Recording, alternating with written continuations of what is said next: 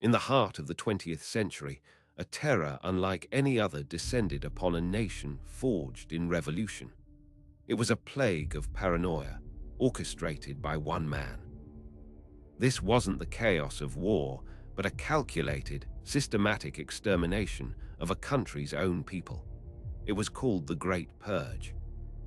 Joseph Stalin, the man of steel, would become the architect of this fear, turning neighbor against neighbor and comrade against comrade. The Soviet Union, born from the ashes of empire, was a state built on a foundation of suspicion. Every shadow could hide an enemy, every whisper a conspiracy, and loyalty was a currency that could be devalued in an instant. After Vladimir Lenin's death in 1924, a vicious power struggle erupted within the Bolshevik Party. The revolution began to devour its own children, one by one. Stalin, initially underestimated as a grey blur, proved to be the most ruthless and cunning of them all. He didn't just defeat his rivals, he erased them from history itself, painting them as traitors to the cause they had helped create. Leon Trotsky was his chief rival, a brilliant intellectual and military leader who advocated for world revolution. Stalin, with his doctrine of socialism in one country, methodically isolated Trotsky, portraying him as a dangerous adventurer and an enemy of the Soviet state. He stripped him of his power, exiled him from the country, and haunted him across the globe. Trotsky's very name became synonymous with treason, a ghost used to justify any atrocity. The term enemy of the people was weaponized. It was a label that required no proof, only an accusation. Once branded, a person ceased to be human. They became an infection to be cleansed from the body of the state. This dehumanization was crucial, as it allowed ordinary men to commit extraordinary evils without question. The enemy could be anyone, a former aristocrat, a skeptical intellectual, a devout priest, or a loyal party member who had fallen from grace. Then, on December 1st, 1934, a single gunshot echoed through the corridors of the Smolny Institute in Leningrad. Sergei Kirov, the charismatic and popular head of the Leningrad Party, was assassinated. While the true orchestrator remains debated by historians, Stalin seized the moment with chilling efficiency. This single murder would serve as the pretext for the slaughter of millions, the spark that ignited the inferno of the Great Terror. Stalin immediately claimed the assassination was the work of a vast conspiracy of Trotskyite Zinovivite terrorists aiming to destroy the Soviet government. Within hours, he issued the Kirov Decree, a piece of legislation that fast-tracked the investigation and execution of accused terrorists. It stripped the accused of the right to appeal or even the right to a defense.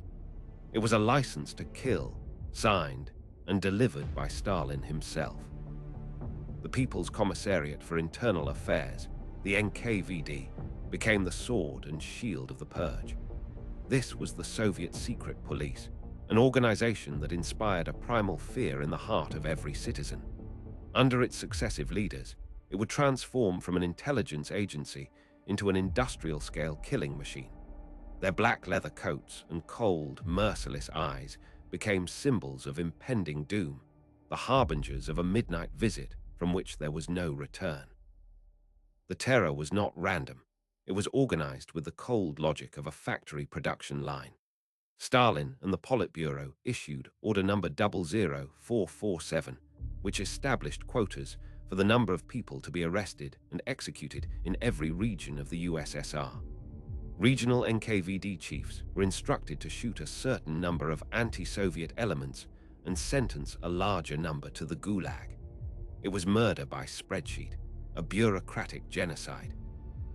The arrests almost always happened in the dead of night. The heavy thud of boots in the hallway, the sharp, insistent knock on the door, it was a sound that haunted the sleep of an entire nation. The Chorny Voron, the Black Raven, was the vehicle that carried the condemned away. To see one parked on your street was to know that someone's life had just ended, even if their body was still breathing. The victim would be given a few moments to dress before being led away into the darkness, often with no explanation. Families were torn apart in an instant. Husbands would vanish, leaving wives to be branded as a wife of an enemy of the people. They faced their own terrible fate: exile, imprisonment in special camps, and social ostracism.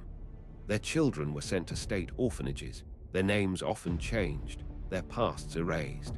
The state sought not just to eliminate the accused, but to annihilate their entire existence, their memory, and their lineage. The most infamous destination for the newly arrested was the Lubyanka, the headquarters of the NKVD in Moscow. It was a place of unimaginable suffering, a building whose basement walls were soaked in generations of pain and despair. Within these cells, the Soviet state perfected the art of breaking the human will. The goal was not to discover the truth, for the state had already decided the truth. The goal was to secure a confession by any means necessary. The primary tool of the interrogator was not physical violence, though that was common enough. It was psychological exhaustion. The conveyor belt method involved continuous interrogation by a rotating team of NKVD officers for days on end. Prisoners were deprived of sleep, forced to stand or sit in uncomfortable positions, and subjected to relentless questioning under bright, glaring lights. The mind, starved of rest, would begin to fracture. By late 1938, the Purge had become so chaotic and widespread that it was beginning to disrupt the basic functioning of the Soviet economy and state. The machine was running out of control, consuming the very managers and engineers the country needed. Stalin, ever the pragmatist, decided it was time to rein in the terror. He needed a scapegoat for the excesses of the Purge. The exact number of victims of Stalin's purges is impossible to know for certain, as records were systematically destroyed or falsified. But conservative estimates suggest that during the Great Terror of 1937 to 38 alone, around 1.5 million people were arrested. Of those, nearly 700,000 were shot. Millions more were sent to the Gulag, where a huge percentage would perish. The terror did not end until Stalin himself died in 1953. His death was met with a complex mixture of genuine grief from those who had been indoctrinated to see him as a god, and a vast, unspoken sigh of relief from a nation that had lived under his shadow for a generation. The architect of fear was gone, but the foundations of the system he built remained.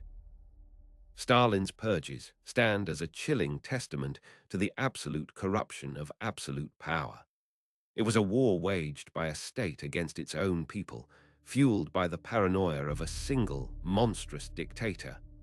The story of the Great Terror is not just a dark chapter in Russian history. It is a universal warning. It shows how easily a society can descend into madness when truth is replaced by ideology, when criticism is branded as treason, and when fear becomes the ultimate instrument of control.